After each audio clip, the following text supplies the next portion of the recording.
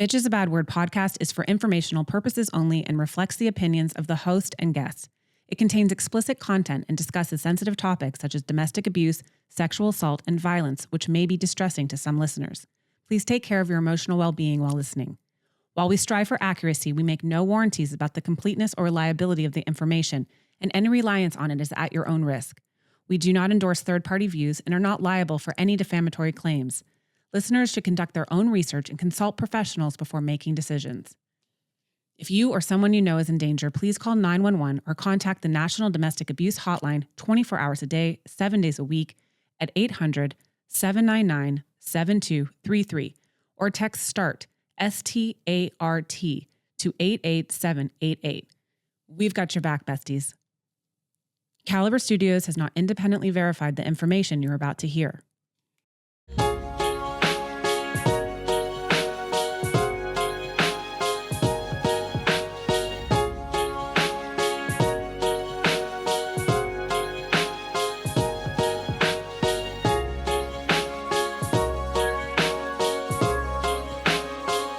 Hey, bestie gang. Welcome back to this episode of Bitch is a Bad Word. I'm Lindsay. I'm your host. I'm one mom with 4 kids and 0 fancy letters behind my name.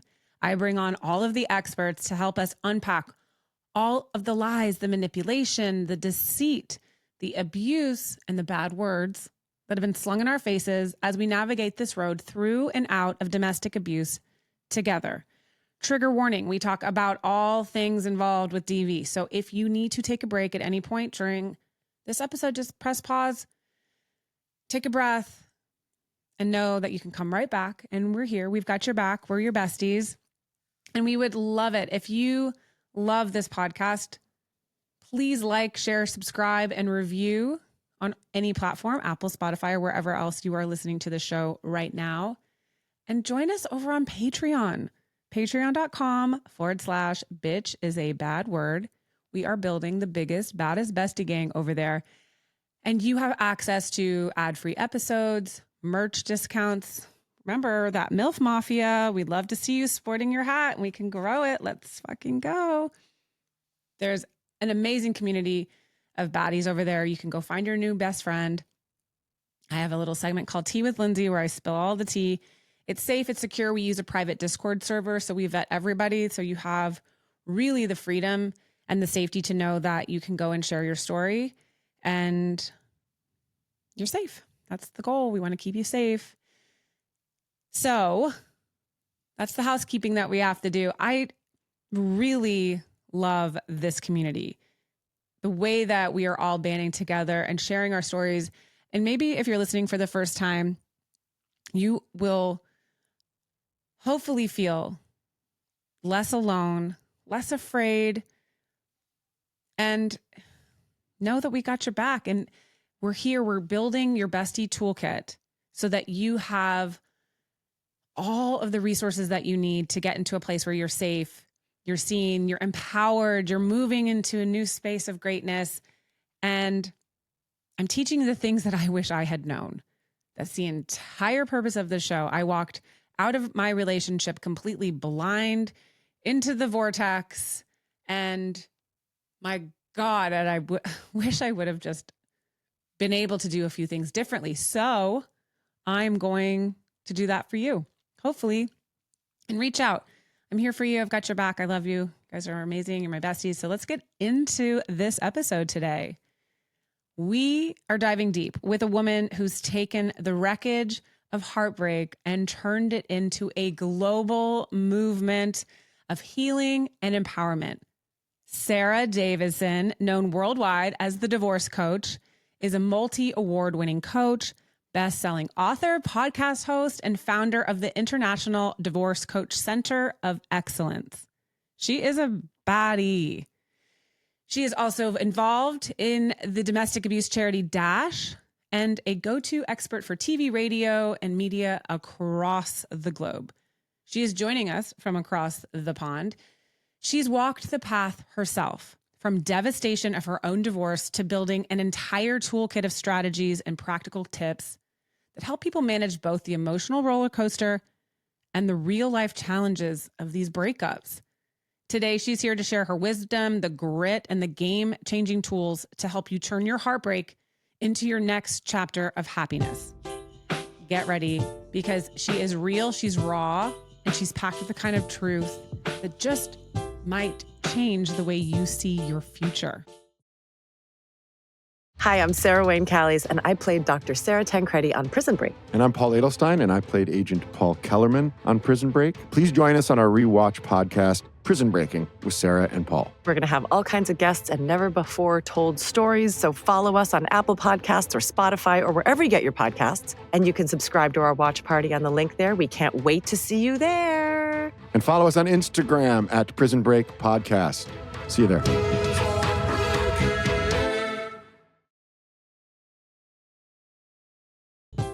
Sara Davison, welcome to Bitch is a Bad Word.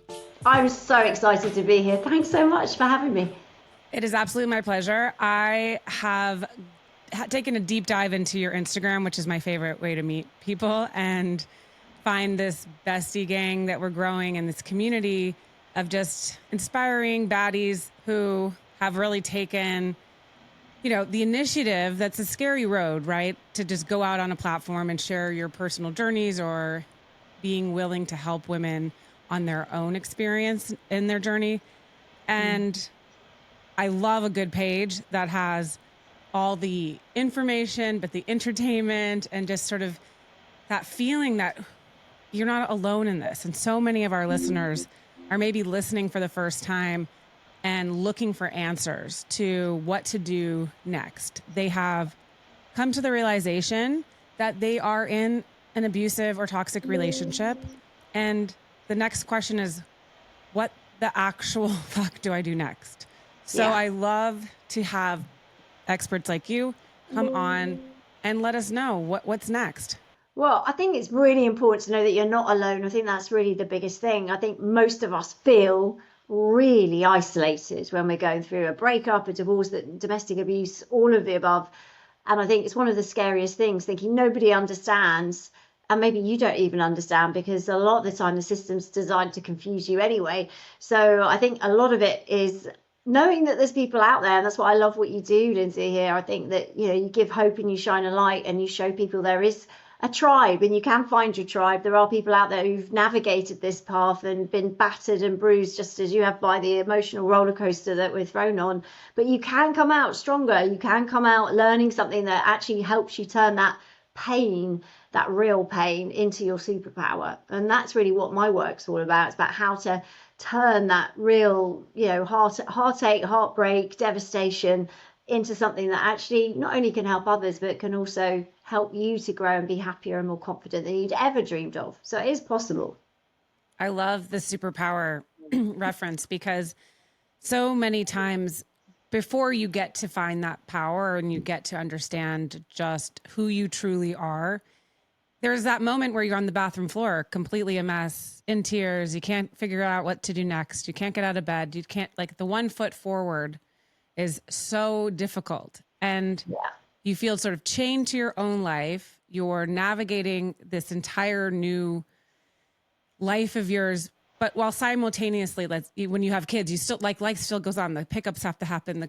Lunches have to be made. You still have to get through the damn day. And sometimes that feels impossible. Yeah. So everything we do, right? We say an athlete needs a coach, if you want to go on a diet, you get a health coach. Coaches, it's not for it's an important position and power play to put into have in your corner. And tell me about what a divorce coach can do to get you from that woman on the floor to the baddie that we know that you are. Yeah, I mean, firstly, I so with you on the floor, the bathroom floor, doing the ugly crying, the proper ugly stuff. I mean, I've been there, and that's where I was when I found out my husband no longer wanted to be married to me. And not only did he not want to be married to me, he was madly in love with somebody else.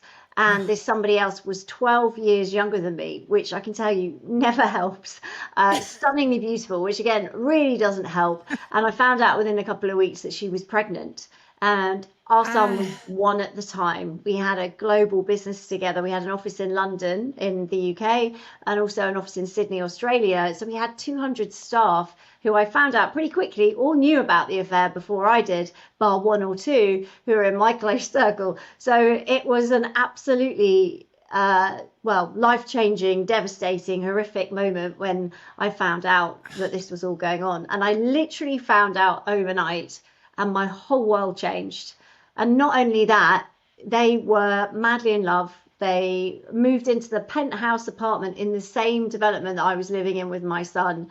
And then she was made a director of our business as well. So wait, not only hold was I on. living beneath them while they were in the penthouse, I was also working in the same building, and our lives were, we bumped into each other in the car park. Everything was, I could not escape, Lizzie. I was literally, the ugly crying is an underestimation of what I was actually going through at the I don't time. know. I wouldn't even be able to leave my place. Like, I don't want to see my ex and their new person anywhere, ever. It's just Yeah, like, well, so I I saw can't them imagine everywhere. like in the same build. So did you know her before? It turns out I'd met her at a few functions because the affair had been going on for a while. So yeah, I knew who she was when I realized what was going on. Yeah. Can you Yeah. share how you found out? Yeah, I was I did this I went off to Australia to our Sydney office to work, because I would do so every couple of months. I'd go over there. um Came back and I went on my own with my son. I didn't go with my husband. When I got back, I thought, right, I'm gonna get over the jet lag by going to the gym. So I went to my bedside drawer and I opened it, and in there was a contact lens box. Now, I don't wear contact lenses. Oh, And as I opened it up, thinking, oh, what's that? There was a big fat eyelash in there as well, false eyelash. And I didn't wear those at the time either. And my side of the bed was the side of the bed, you have to kind of shimmy down between the bed and the curtain. And it's not like, main thoroughfare for the rest of the house. It was pretty obvious that someone had been sleeping in my bed while I'd been away. And that was a female who wore contact lenses and had false eyelashes. So it was pretty clear in that moment. But the interesting thing is, and I'm sure your listeners, viewers can relate to this, I didn't tell anyone. And that's the first stage of the loss cycle, is denial, because it was so earth shattering to me. Because then you start to think, oh, hang on, well, what does that mean? I was so overwhelmed with that pain that I didn't want to admit it was real. So I couldn't talk to anyone. I didn't ask my husband. I didn't speak to my mum. I didn't speak to my friends. I didn't mention it to anyone at that point. But I did know that my life had fundamentally changed forever in that moment.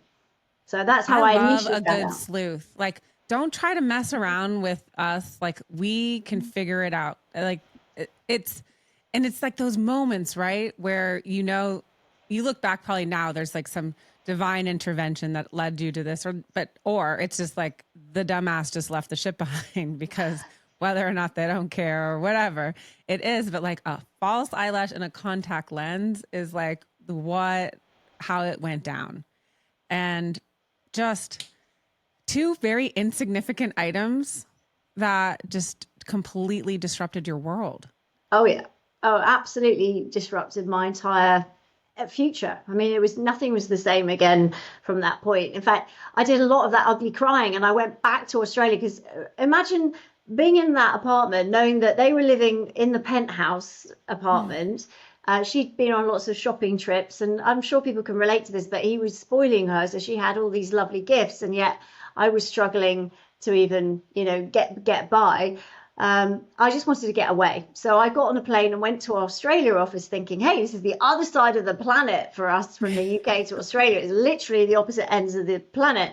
Things would be better there. But when I got there, what I hadn't banked on was that the team there kept coming up to me telling me, gosh, Sarah, it's great that you know, because I found out 3 months ago, or I caught them when they were over here 3 weeks ago. And it was just too much. They weren't being unkind. They were trying to be supportive, but all their stories was just another dagger through the heart of every single scenario. And I literally left the office in tears and walked down to a beach called Balmoral Beach. And it's like a white sand beach with turquoise sea, and it's stunning. Yet there I was again, doing all the ugly crying, perched on the sea wall.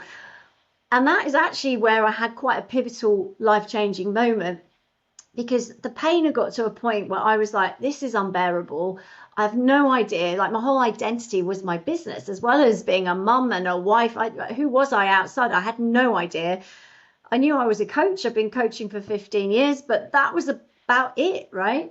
So, but that in that moment, I decided that enough was enough. I couldn't take any more pain, and I wasn't going to let them break me. And my motto, screw you, watch this, was born. And I literally decided to take my power back, combine my coaching skills with the divorce process I was going through, which is completely alien and intimidating to me, but find a way through, create some tools and techniques to get me through, because therapy wasn't even touching the edges. I needed someone to say, try this, do this. When this happens, do this. When you see the girlfriend, this is how you cope. When you have to not see your child at night because he's with them, this is how you cope.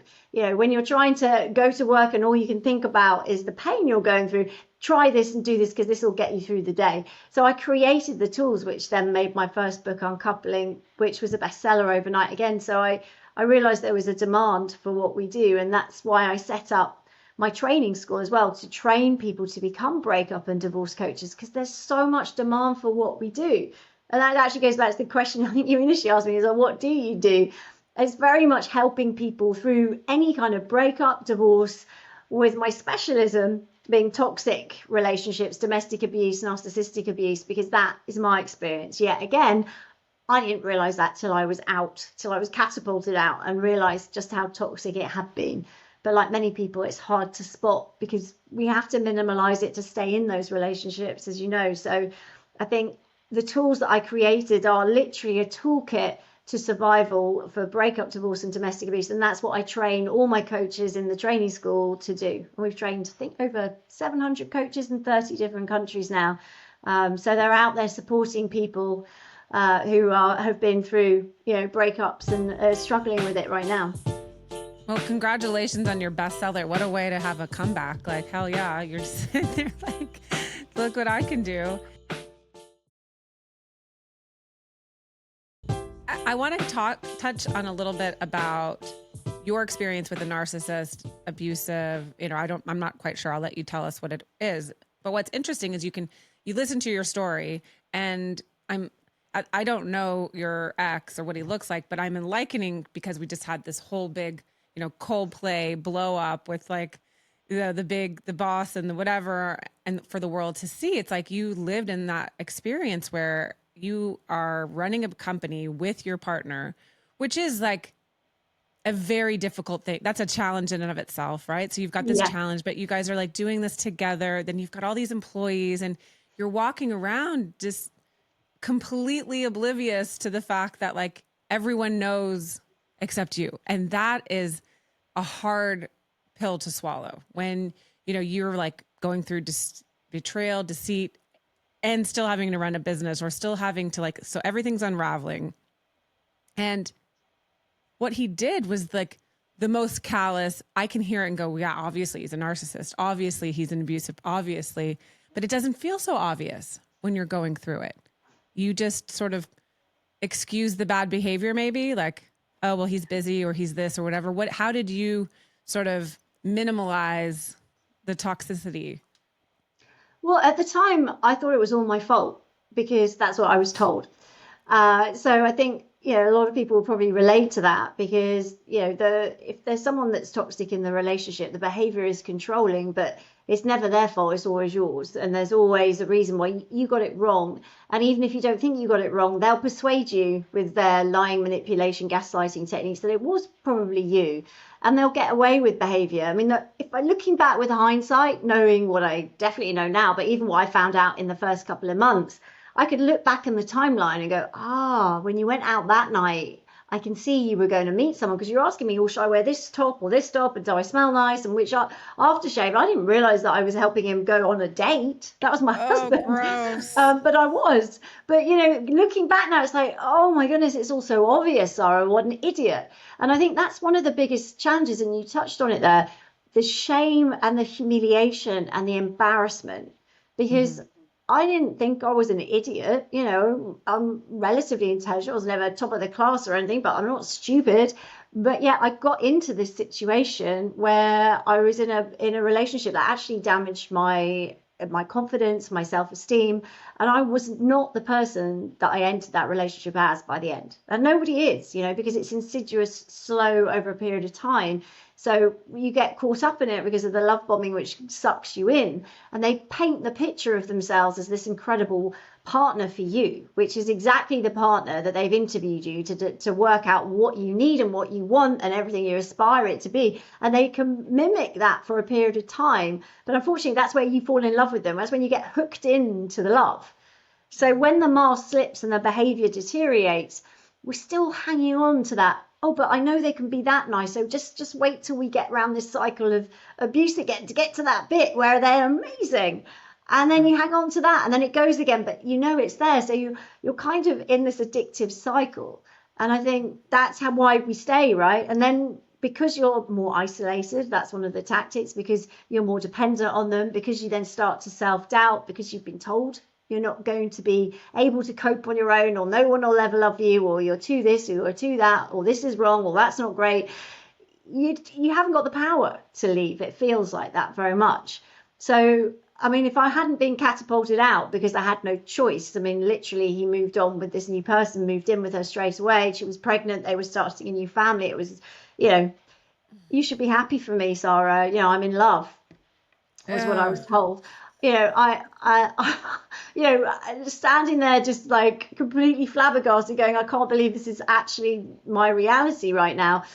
You know, I think, you know, I couldn't have got out unless I'd been catapulted out like that, because I was just an absolute shell. So I think, you know, it is hard. And for people that are stuck in those relationships, I get that. I get it's difficult. But there are things you can do to help you leave, but you've got to do it in a safe way, because after leaving, that's when you're most at risk. If they are dangerous, or, you know, and even if they haven't been violent before, it doesn't mean they won't be when you leave. So that's the danger point. So you've got to make sure you're safe if you're thinking about leaving. That is very true. That's such a great thing that you've said. Safety first. And, you know, the most dangerous time for a woman is when she's telling her partner she's leaving. So you don't do it in person. You get yourself safe and then you have the conversation. It's fascinating to hear your story. And I'm like, sorry, he's an asshole. It's like, I listened to it. And as I've done the show for a bit and spoken to people, it's this, they are Prince Charming. I say they just pass around this, like, the same dirty magazine to like learn, like, where are they all learning this shit? Because to him to look at you and be like, be happy for me, Sara. Oh, really? Because I just had a baby. My life just got thrown upside down. Like, I probably don't have the money that I thought I had. And you want me to be happy for you that you have just carelessly moved.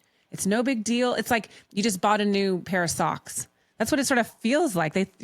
My socks, Sara, you were holy socks, and now I just bought clean new socks. Yeah, I mean, it was a complete swap around. Like, I was literally replaced with a new, improved version, and I could see it. I mean, she was beautiful, and yeah, I was like, okay, because I'm still carrying some baby weight, and she's not, and she's young, and she's happy, and she's not been working and growing a business for the last few years, and she's, you know, and you know, the whole thing was like, I kind of get it, but yeah, I was in such a bad place then. Everything just seemed too overwhelming. But then I was thrown into a very difficult legal battle as well. And again, abusers very often will weaponize that divorce process, that legal system, the family court system. And I know I'm from the UK, but it's a global issue around the world. And I'm sure, like, on my podcast, and I know on yours, you're interviewing people from everywhere, this is a really common problem we're facing, where perpetrators can weaponize the abuse, and the lawyers, the solicitors, can become the mouthpiece for their abuse. So you're getting it from a very intimidating, not only just the perpetrator, your ex or whoever that is, but also through the legal team that are surrounding them, which can be terrifying. And I, you know, just on its own, the emotional side was hard enough, but throwing in that legal process for 2.5 years, having to fight for every single penny was just, and then, you know, the child arrangements situations, you have to fight for everything, when it shouldn't be like that. It shouldn't be enabled to be like that. But that on its own is soul destroying. And I think that's where we add most value as coaches, is that we can be there stand by you. No, we get it. Most of the coaches that train with me, we've all been through it. We've been traumatized in some way by the system, but we've learned from it, we've healed, and now we've got the tools that I wish I'd had when I was there crying in the bathroom going, am I the only sane person in this court system? I don't get it. I'm a good mum. I've been a good wife. There's evidence to show that I've done all this work, yet they're presenting a case which is completely different to the case that I'm presenting. So it's really terrifying, actually, in that environment. Well, and that's such an interesting way that you've just explained it, because you've been living in a relationship where you've been gaslit all the time. You start gaslighting yourself, you're doubting yourself. Now you're thrown into a court case or a court situation where the reality is also turned on its head. So we're always living in this constant, like Twilight Zone. Did this really happen the way it happened? And you know in your gut, 1,000,000% it happened. But lawyers are great at spinning it. The exes are great at spinning it. And you're sitting here, typically the woman is on the, going through the emotional trauma. I even want to talk about hormonal. You've just had a baby like in the last year, and you've got all these different changes in your life. And all of a sudden the person can sit there with, seemingly like nothing in their life has really changed. In fact, they continue to rise, their power continues to grow, their network continues to grow, and their bank accounts continue to grow. And it's like, well, whatever. They just walk into court and they know it's all going to work out. We're sitting here going, this was my life. Why don't you think I have value? And how am I going to take care of just basics? Yeah. And be there emotionally for our child. I say that a man who emotionally, financially, or otherwise abuses the mother of his child is abusing the children. 100%. Abuse isn't. I think there's many common myths with abuse, actually. I think people think, oh, well, just because he's being abusive to the mother doesn't mean that he's being abusive to the child. And, let's be clear, that women can be abusive too. And I work with a lot of men who are dealing with abuse. It goes both ways. But predominantly it is a gender-based issue, and it predominantly is women. So that's why I use that example. But, it can be soul destroying, because you start to lose touch with your own instinct, because your instinct is kind of like everyone's instinct is their internal burglar alarm system. So we might have a burglar alarm system in your house, right? So if someone breaks in, the alarm's going to go off and you're going to be like, oh my goodness, what's going on? It'll either ring on your phone, or, some security company will phone you and say, or you might be in bed and you go, oh my gosh, someone's broken in downstairs. You'll know about it and you'll take action. The challenge if you've been in an abusive relationship is that your instinct, your internal burglar alarm, when that's firing off and bells are going off and everything's going, you're like going, yeah, I'm not sure that's really for real. I think, maybe they're right, I'm wrong. And we override it time and time and time again, to the point where we don't trust our own instinct anymore. We are so doubtful of ourselves because we've been told we're wrong. We've been told we've misunderstood, or we're a bit of an idiot, or we're confused about something. So that in the end, we're like, it feels like that, but I'm probably wrong. So I'll go with what you're saying, because you're saying it with total certainty, which is one of the things they come across with such total certainty. You think, well, no one would ever lie and look you in the eye and say it with that body language, which is 100% congruent with what they're saying. But they do. There is no lie that is big enough. It's not a problem for them to lie, and they will mimic convincingly the truth. So that's very, very hard. The other myth, I think, is that people think that abuse is always unkind, and that's not true either, because they are playing a game all the time. So there will be people in their lives that think they're amazing, that think they're the most charming, most amazing, fun person, light up the room, and, kind, generous, thoughtful, because that's the abuse, that's the manipulation. They need that person to think that of them, so they're playing the game with them. But behind closed doors, they can be very different with other people. And, give that person a certain amount of time and they might well see the other side of them. But it's not always cruel. So when people say, oh, but they're really nice, it's like, yeah, but that's the perception they want you to have of them. So you're in the game as well. And whether we like it or not, if you're in an abusive relationship, it is a game. And if you don't learn the rules of the game, master them, and be 2 steps ahead, you're always going to be moved around like a pawn on a chessboard. So it's time to get real. It's time to start thinking, okay, what's going on here and how do I take my control back in a safe way? I am a positive show, but sometimes I have to be real and shatter some hopes. You are not entering into a co-parenting relationship with this person that's going to look anything like Gwyneth Paltrow and Chris Martin. It's not happening. And so come to Jesus and realize that this is now a game of strategy. You are going to be like on, and you can bitch to your friends, you can cry it out, you can do whatever you want, but you are going to have to be a player in this game. And so what are the tools that you could teach someone that that understands now, this is here, you were here, now you're here. We are going to be battling in a quiet game of chess, and we want you to win. Well, I mean, I love that question because I literally have designed techniques specific to help people dial down those emotions, because what normally happens is the abuser will throw what I call grenades into your world, and they'll go off and they'll create sort of like a rabbit warren of holes. And you'll dive in, go, well, why did they say that? No, that isn't true. Now, why are they doing that? Oh my God, they're doing this. That's going to really upset me. What can I do to change it? Oh, but if they don't turn up when they said they would, then how is my son going to get to his soccer match? And then what about, I don't know. I can't sleep. Oh no, they've done this now. You're constantly in fight or flight. You're constantly on red alert and you're panicking. And I get it. I have been there, and so many people are there right now. So you're not alone.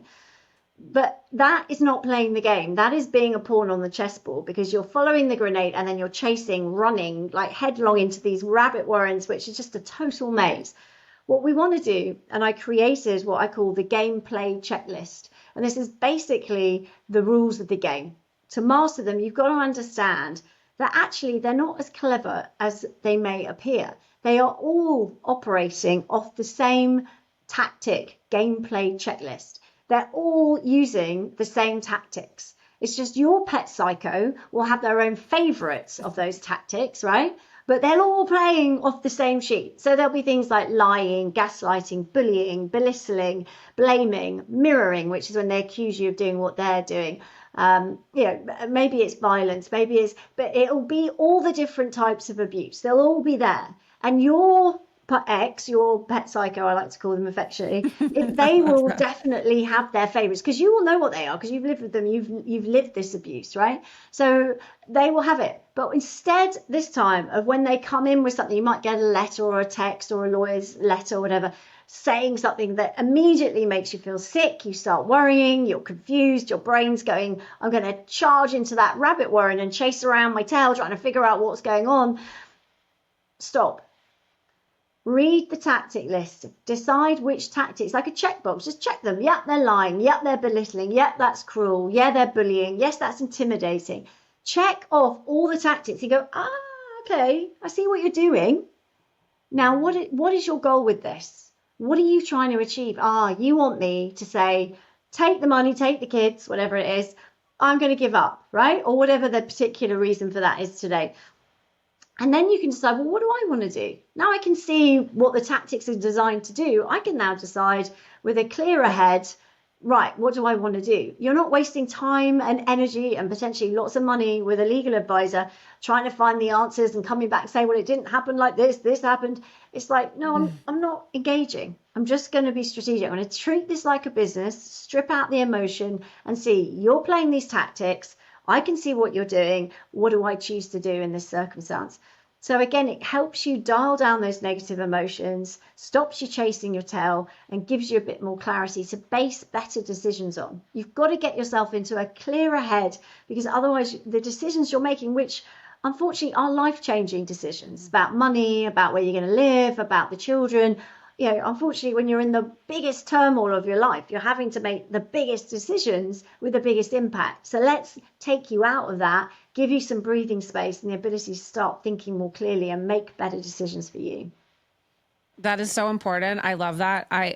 I'm not sure what you know of my backstory, but part of the reason I started this podcast was because I went in completely blindsided, left, an incident happened and I was gone out of my home the next day. And just assumed, well, this will all just work out in, like with lawyers or court or mediation, or we'll just figure this all out. What I didn't really understand at that time, I was still in trauma. I was still trauma bonded to my ex. So I believed that, after those moments of like him going back in that cycle and begging me to come back, and I'd made the decision. And remember, besties, I left multiple times before I finally left for good. And my time leaving would only be maybe a couple days or a week or 2 weeks. But when I finally made the decision, so again, no shame in staying, no shame if going back. We all are on our journeys, and we'll get where we need to go when we get there, and the time that it takes. But in that trauma bond, I truly believed his bullshit. I was like, okay, he's being so nice. I was being like love bombed in a different way. So it was no longer, yes, we've made we know we're not getting back together. But then I found myself in this whole new love bombing where it's like, come have dinner with us. Like the kids really want us to have dinner on Wednesdays. And I was like, okay, this is normal. We're not together anymore, but I can do this. And I get to go home and sleep in my own bed, which is going to be amazing. But in that time, I was basically being hoodwinked again and like falling for this fucking trap where he was so nice. And not that I ever went back to him, but I felt like, wow, maybe it's me. Maybe I just brought out the worst in this guy. And, we can be really great co-parents. It was such bullshit because all it was he was taking inventory, seeing what my needs were, manipulating what I wanted. And then I went for dinner and we go to court. And the first thing his lawyer says is there's no problem here, Your Honor. She was just at his house having sex with him last night. I'm like, what the fuck? No, that didn't happen. Like, what? I'm like, no problem. They don't give a shit. They lies. Like it's insane how lies can just come out like it's nothing. And then I sat there going, but again, like you were, I was emotional. I was charged. I wasn't thinking. I couldn't manage my lawyer. And I made the mistake of thinking that my lawyer, I'm hiring the lawyer to take care of the dirty work. But we now know, or we are learning, that your lawyer can only do so much. And they can only sit there. The judge only has so many seconds to listen. And there's so many like nuances if your lawyer isn't trauma informed, or so having somebody like you come in and sort of coach us how to manage the lawyer, coach us how to manage our emotions, coach us how to just, my court battle went on forever, but like what really was so fucked up was that the emotional part was dragging on. Like I could have probably turned my life around a little bit sooner had I understood what I was dealing with by speaking with somebody like you. Wow, what a tough story. I think, it's shocking, but unfortunately it doesn't surprise me. Like these stories just happen far too often. And you said, the judge might not be trauma informed. I mean, a lot of them are not at all informed. I mean, there's not enough compulsory training. And anyway, you can't change a belief system with a training course. So ultimately, it is a tough situation because they tend to think it's 50-50. And in the UK, we call them, they're labeled by the family courts high conflict divorce. And that automatically makes it seem like it's a 50-50 thing. But if you're divorcing an abuser, even if you want it to be amicable, even if you're like, look, it's been a nightmare, but let's just get this sorted, you get dragged through the system and you've got no choice in that. It will be 99.9% them dragging you through the courts and you just trying to keep your head above water, trying to survive. And unfortunately, unless you have a legal team that really understand the ins and outs of domestic abuse and the pitfalls of how you may lose your child through the system if you don't play it properly, because you're going to come out. And quite often victims of abuse will present as as very emotional, maybe, in the court's words, they might think they're not stable or they're emotionally all over the place, therefore not the better parent. Well, that's not true. It's just they're the healthy parent. So again, there's so many problems and pitfalls that you have to be aware of. And I wish I'd known these before I'd gone in. I wish I'd understood what domestic abuse was in the depth that I do now. And I spend a lot of my time training family lawyers. I have a training course for lawyers who are representing victims of abuse through the family courts. So they understand just a little bit more about what it is, because they can't be experts in domestic abuse and family law. But if they're dealing with clients who have their lives on the line with them and their children, their finances, they need to know more. Everybody needs to know more, because you can't be over-informed in this environment.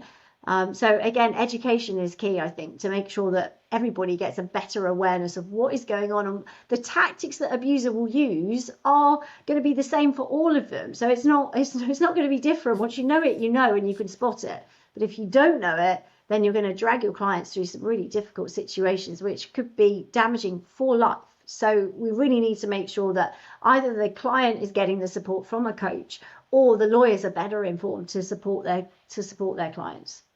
Well, and we have to remember, I love that you said that the protective parent, the better parent, is typically sitting there looking unhinged and emotional, because you're like, you are feeling, and these people are lacking that ability, but they can put the mask on and charm the hell out of the judge, the lawyer. I've said this before. I would look over at my ex and be like, "Oh, you're such a, like, look how amazing he is." Okay. Yeah. Well, and I'm like a mess, and I'm sitting there going, "Well, I believe your bullshit." Wow. It's insane so true. how good they wanna are. believe it. Yes, they're so good at it. And that's just, but pat yourself on your back for not being good at that. Like you just need help. You just need a coach. You are perfectly perfect. You're allowed to be emotional. Your life has just been flipped upside down. Your kids are on the line. Your finances are on the line.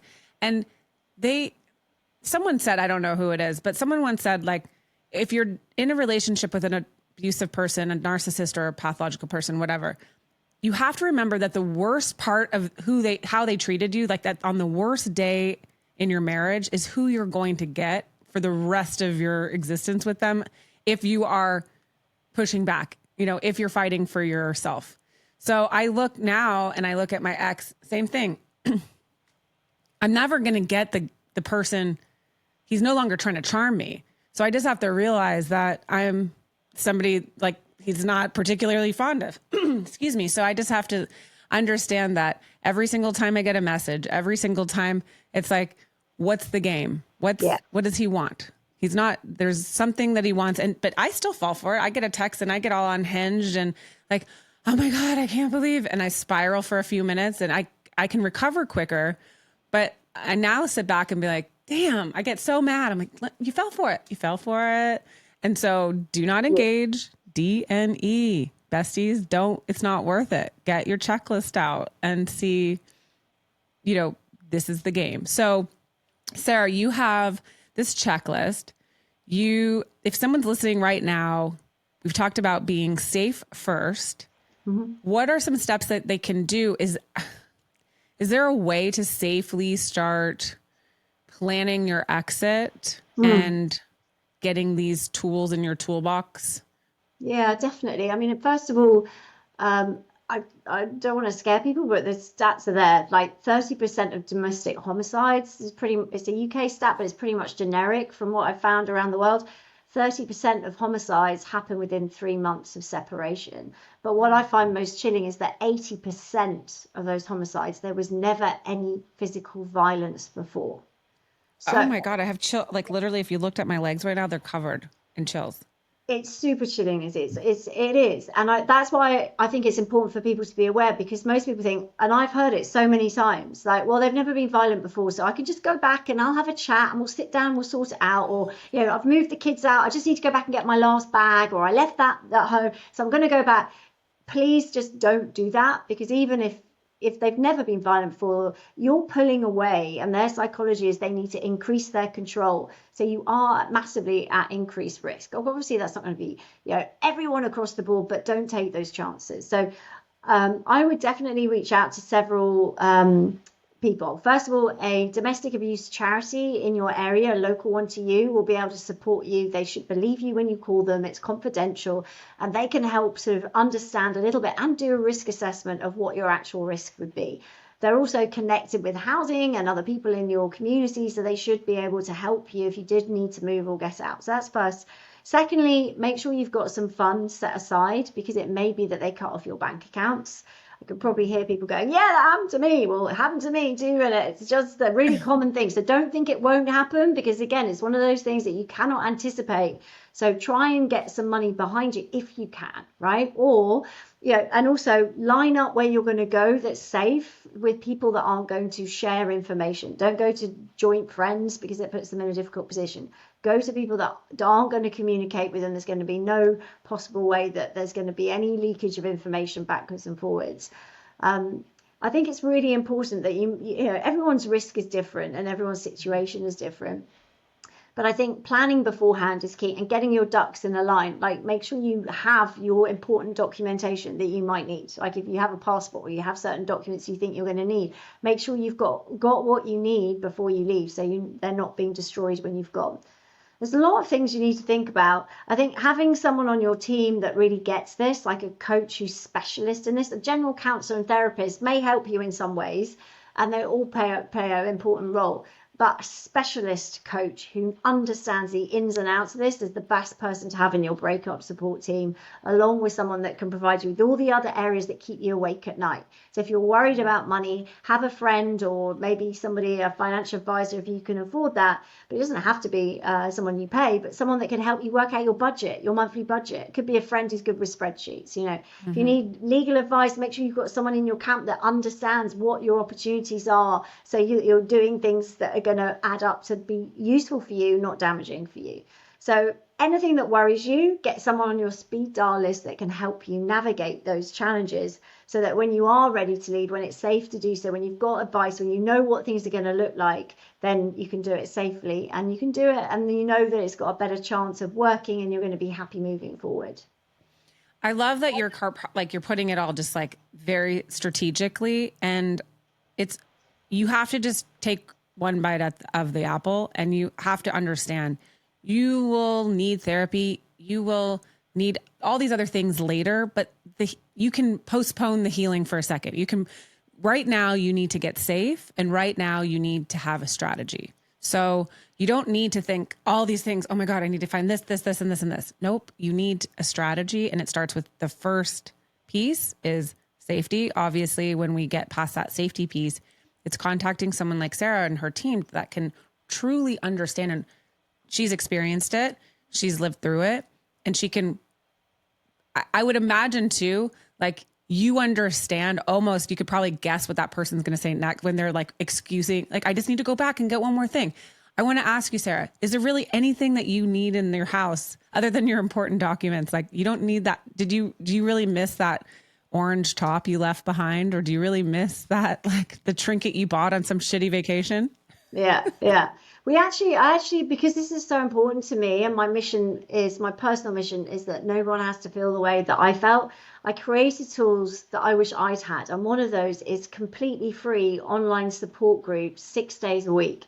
We run online Zoom sessions online. They're on my website, saradavison.com. You can go on where it says online free support. Go on, and at the time of the sessions, you can register, you can go on, and they're run by my accredited elite team coaches who've been working with me for many years. They're all specialists in breakup, divorce, and domestic abuse. And you come on, and you don't have to talk if you don't want to. You do have to have your camera on for safety. We need to know who's in the room. But you don't have to have it all the time if you're uncomfortable with that, but you do have to show who you are. But it's important. You can ask your questions. You definitely find your tribe. There'll be people from all over the world who are on there who are dealing with similar situations. And my coaches are there to give you coaching support and show you how to move forward. So they're very positive. They're very upbeat. And sometimes you gain perspective because you see what other people are dealing with, and actually what you're dealing with maybe isn't so bad compared to what other people are dealing with. But sometimes you make great friendships. You get another support system. Quite often friends, family, they get a bit fed up of it after a while, but these people are still living it, and they can be your support system as well. But it's an upbeat session, but it's very much supportive, helping you. If you do have any questions, you can jump on, and it's completely free. You can go to 6 sessions a week for the whole months and months. We have people that have been on there for years, but it's a great support system, and you can come and go. But it's yes, what I wish I'd had. But obviously, if you want a more tailored approach on one-to-one, then you can pay for one-to-one coaching. But we offer it for free for those people that just need that help. And I think that's what I wish I'd had, to be honest. Oh my gosh, that is such a beautiful offering. And same, I wish I would have had something like that too, just to not feel less alone. And also, you kind of like, not that you get tired of telling this. If someone doesn't get it, I would tell these stories, and I look around and people's like eyes are all wide open, and they're like, what the hell? That's really like, and you're going, oh yeah, that's like not normal. That was my life. But it like not that they get tired of it, but it sort of like saves your relationships with the people that, your friends and your play groups and whatever, because it's heavy shit to talk about this with people. And when you walk into you kind of want to get into a place where maybe, a system like yours 6 days a week, you can go in and feel seen and safe and heard. And then you can go back to this new life that you're building and have the new relationships with the new people at school. And it doesn't have to be where you're like the woman with the scarlet letter of the bad relationship. And you can probably build, or not probably, you will build healthier relationships within your life that, free you also from your past. Yeah. And I love that. What a great resource. You could be super inspiring for people around you as well who are dealing with this, because they will see your progress. Like you will be making progress, because it's coaching, it's not therapy. We don't just sit and talk about stuff. We're giving you tools and techniques and practical things you can implement right away, and little tools that will cheer you up in an instant, in a heartbeat. So you'll take those away. You might share them with your kids as well. You might use them with other friends, and people will see a marked difference. And I think people go, oh, you're dealing with this really well, and it does inspire other people as well. So just like your story and what you're doing with your platform is helping other people. Getting the help yourself can often let others know that, well, one, it is there, and two, you can turn your life around, which gives them hope as well. So I love that, because everybody, you got a superpower. We're all baddies. We've got it in. We've been trained and conditioned by these narcissist, abusive, toxic people that, going back to just really quickly touching on your story where they're a chameleon, he loved everything about you. You were so amazing when he's putting you on the pedestal. And when they devalue you, that's sort of where we get stuck in that cycle for so long. And we come out and we're like, we can't imagine how great our life can be. But your life on the other side of this, you have no idea what is waiting for you, or like what you'll do with your story, or with this new time freedom, with this, when the emotional baggage that they drop on you all day long is free.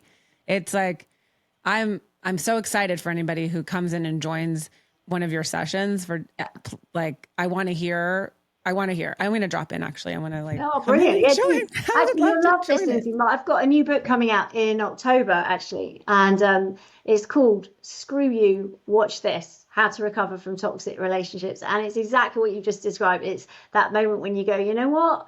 I'm done with you. I'm going to take my power back. Now, you think you can screw me up and break me into a million pieces. I'm not allowing you to. Watch this. And that's what you've done. That's what I'm doing. That's what my coaches are doing. That's what our clients are doing. And I think it's a really empowering message. Screw you, watch this. It's just, I'm off on my own journey. It's not about you. It's about me now. Off we go. And everyone can do that. So, Sarah, I always ask my guests if they could put one tool in our bestie toolkit, what would that be? Well, mine is definitely, it's not what happens to you that defines you. It's what you do about it that makes you the person you are. Oh, I love that. That is an amazing tool. I love it. For me, it was really important, because when I sort of was talking to someone about that in the early days, I was like, okay, so I can change this.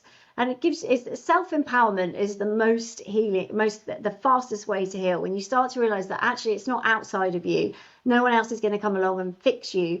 You can do this. And there's tools that if you take them on board, that's why coaching is much more, in my opinion, effective than therapy. You get dependent on a therapist. With a coach, you take the tools and you empower yourself to move forward. And that's a life skill toolkit that you can use in every situation. Like you were saying there, that they come back and they do things, but the boomerang effect kicks in then, because you bounce back faster and stronger, and you learn from it and you move forward. They can still knock us down. Of course they can. We're human. We're never going to be like them, thank God. But what's different is that we will get back up and we'll be stronger, and we'll have the awareness. We know what you're doing. But hey, you can't touch this. Screw you, watch this, we're off. So it's onwards from here, it's upwards all the way. I love that you said we know what you're doing, because we knew what they were doing while they were doing it. Because that, you remember you were saying, just like our gut tells us everything. We knew, instinctively we knew.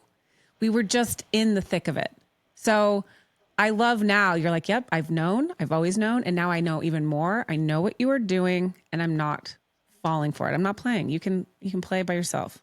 Yeah. So that is amazing. Play by yourself. I mean, or find someone else to play with, which they will. Their new supply. They have to move. They need it. And, Yeah. you know, I don't fall victim to being the old, like the whipping post for the bad behavior so they can keep the mask on with the new supply too. Cause that happens where they're like, they just unhinge on you. And the new person is like, oh, they're so amazing. It must be you. You crazy. You're the bitch. You're the person. Oh, yeah. You're like, yep. They all do the same stuff time and time again. And you can watch it relationship after relationship after relationship. And it's, you know, you can watch it and go, okay, you're over there. I'm over here. It's fine. We're all good now. Yeah. We're good.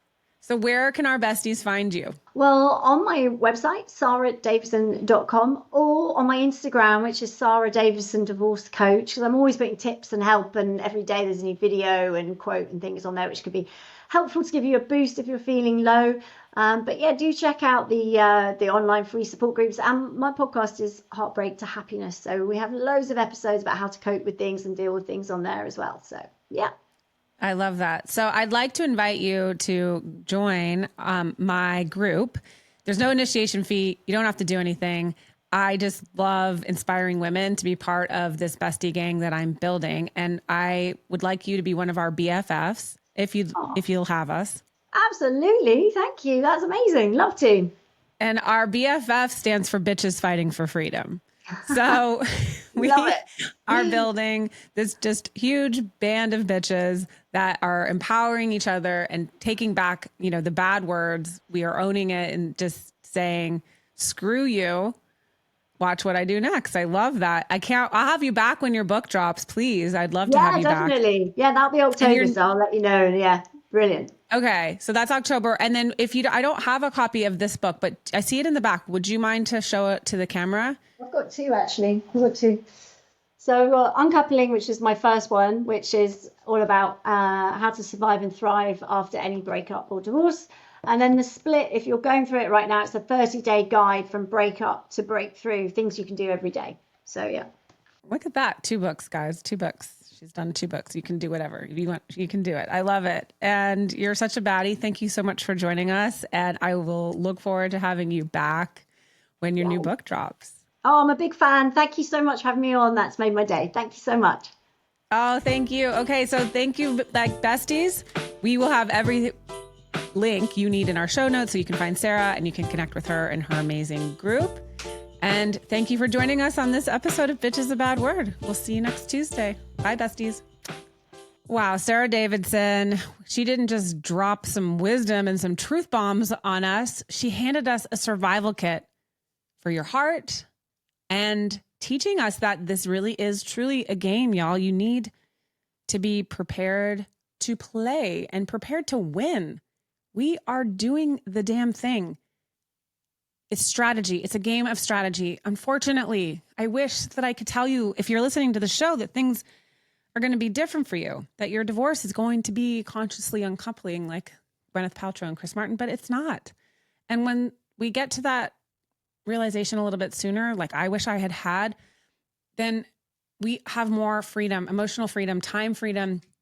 We can turn up and show up for our kids in ways that they need us because we're not being drugged through the emotional mud with our exes. And just know, like, again, do not engage. D&E, I just freaking did it the other day. I engaged. And then I sat with myself. I'm like, what the hell? Why did you do that? Like, why are you even engaging? It's like, I thought I was doing something cool and co-parenting. Like I thought I was doing something really cool. And I'm like, okay, I can like start of a new school year. Let's share this stuff. And it just blew up in my face. So I just know better. I don't know better until I know better. But I'm just telling you that it's difficult, but you got it. I'm going to help you. And, you know, if you're walking through the fire of a breakup, a divorce, or just trying to find your footing again, remember, you are stronger than you think. And your next chapter is already waiting for you. It is beautiful. Meditate, envision it. Just imagine the beauty that lies ahead for you, the life that you want. That's like, you can go on vacation without somebody ruining it. You can have a birthday without somebody ruining it. You can wake up without somebody ruining the morning. Think about it. I love it. I love the thought of, I have it right now. It's like, there's some really amazing things that have happened just in my life that seem so insignificant, but life is waiting for you. It really is. And we want to help guide you and get you there safely. Remember, there is no safety in staying silent. If you are in immediate danger, please use 911, crash on a friend's couch. Do whatever you have to do to get you and your kids safe. That is our number one goal. You can also reach out to the hotline, thehotline.org. They have a chat. Their besties are waiting to speak to you. It's confidential. It's free, 24 hours a day, 7 days a week. They've got your back. They've answered 7.5 million calls. That is eye-opening, mind-blowing, heartbreaking, and we are going to use our voice to end this epidemic. So let's go. Their number is 1-800-799-7233. 1-800-799-START. Or you can text START, S-T-A-R-T, to 88788. They've got your back. If you are in San Diego and you need resources, the BFF Alliance is here for you, bffalliance.org. You can reach out and they will connect you with some amazing resources locally, and check your local shelters in your area. Send me a DM. We love to hear from you. Reach out to us on social media. Send me your texties from your XD.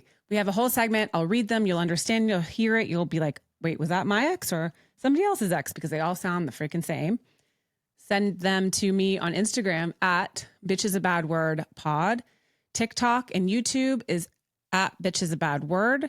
You can reach us on our phone number, 331-BITCHES. Let's go. And connect with us. I answer all of the DMs myself. I answer the phone, the text messages. I'm here for you. I'm a resource. I can do what I can do. I can be a bestie for you. And remember, you are a baddie. Thank you, as always, for listening to Bitch is a Bad Word. And see you next Tuesday. Bye, besties. Our editor is Kevin Mackler. Our music was composed by Drew Kevorkian. Our art design was created by Eric Johnson and Kevin Roche. Our interns are baddies. And this has been a Caliber Studios production.